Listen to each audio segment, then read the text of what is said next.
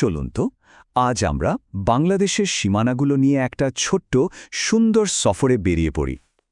এই আলোচনায় আমরা খুব সহজভাবে জানব আমাদের দেশের বর্ডারগুলো ঠিক কোথায়, কোন দেশের সাথে, আর সেগুলো কিভাবে তৈরি হলো। এখানে কোনো জটিল পড়াশোনা নেই, একদম গল্পের ছলে ধীরে ধীরে আমরা আমাদের দেশের চারপাশটা ঘুরে দেখব। তাহলে আর দেরি কেন, শুরু করা যাক আমাদের এই দারুণ যাত্রা। আমাদের এই সফরের প্রথম ধাপটা হলো আমাদের স্থলসীমানা। চলুন সবার আগে দেখে নিই মাটির ওপরে আমাদের প্রতিবেশী দেশ কোনগুলো আর তাদের সাথে আমাদের সম্পর্কটাই বা কেমন। স্থলসীমান্ত মানে কি? একদম সহজ ভাষায় মাটির ওপর দিয়ে যে বর্ডার লাইনটা টানা হয়।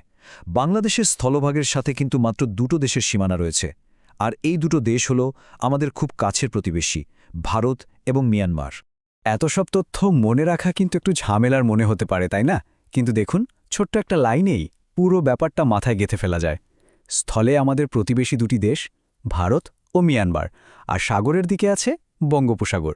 ব্যাস, হয়ে গেল। এবার চলুন আমাদের সফরের সবচেয়ে লম্বা অংশটা দেখি, ভারতের সাথে আমাদের যে বিশাল সীমান্ত রয়েছে সেটা। এই বর্ডারটা শুধু লম্বাই নয়, এর গুরুত্ব কিন্তু অনেক বেশি। বাংলাদেশ আর ভারতের মধ্যেকার এই সীমান্তটা আসলেই অনেক দীর্ঘ। এর মোট দৈর্ঘ্য প্রায় 4097 কিলোমিটার। একবার ভেবে দেখুন তো, এটা কতটা লম্বা।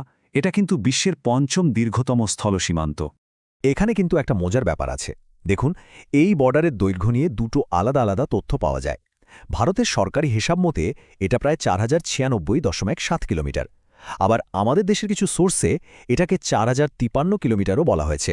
তবে পরীক্ষার জন্য বা সাধারণভাবে বলার সময় প্রায় 4097 কিলোমিটার এই সংখ্যাটা ব্যবহার করাই সবচেয়ে নিরাপদ। মানচিত্রটা যদি খেয়াল করেন, দেখবেন ভারত যেন বাংলাদেশকে 3 দিক থেকে একটা ভালোবাসার মতো করে ঘিরে রেখেছে। পশ্চিম, উত্তর এবং পূর্ব, এই 3 দিকেই রয়েছে ভারত। ভারতের মোট 5টা রাজ্য আমাদের দেশের সীমানার সাথে লেগে আছে। পশ্চিমে আছে পশ্চিমবঙ্গ, উত্তর পূর্ব দিকে গেলে পাবেন আসাম আর মেঘালয়, আর পূর্ব দিকে আছে ত্রিপুরা ও মিজোরাম। এই রাজ্যগুলোর সাথে আমাদের শুধু কাঁটাতারের বেড়াই নেই, আছে সংস্কৃতি আর ব্যবসা বাণিজ্যের এক গভীর সম্পর্ক।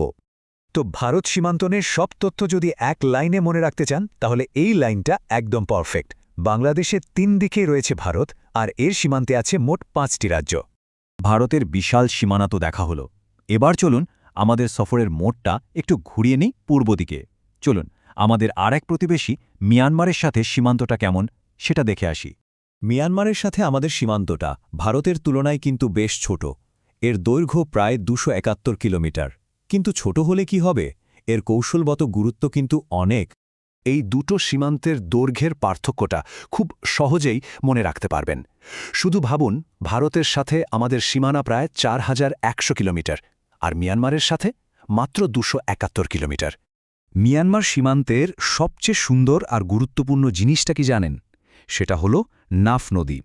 এই নদীটাই কিন্তু প্রাকৃতিকভাবে দুই দেশের মধ্যে একটা সীমানা তৈরি করে দিয়েছে। এটা দেখতে যেমন সুন্দর, কৌশলগতভাবেও তেমনই গুরুত্বপূর্ণ। মিয়ানমার সীমান্তের কথা মনে আসলেই যেন একটা নাম মাথায় চলে আসে, আর সেটা হলো নাফ নদী।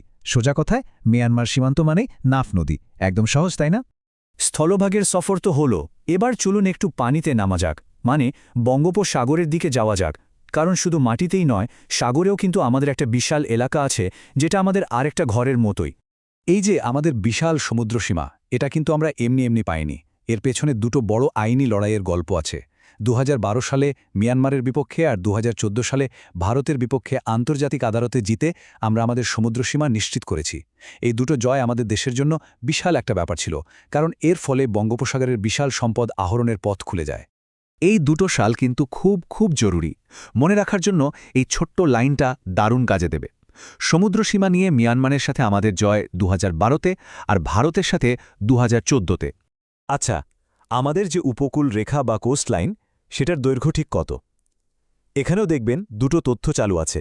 সাধারণভাবে আমরা বলি 580 কিলোমিটার, কিন্তু কিছু টেকনিক্যাল হিসাবে এটাকে 710 কিলোমিটারও বলা হয়। তবে পরীক্ষার জন্য বা সাধারণভাবে ব্যবহারের ক্ষেত্রে 580 কিলোমিটার সংখ্যাটাই সবচেয়ে বেশি পরিচিত। আমাদের সফরের প্রায় শেষ পর্যায়ে চলে এসেছি।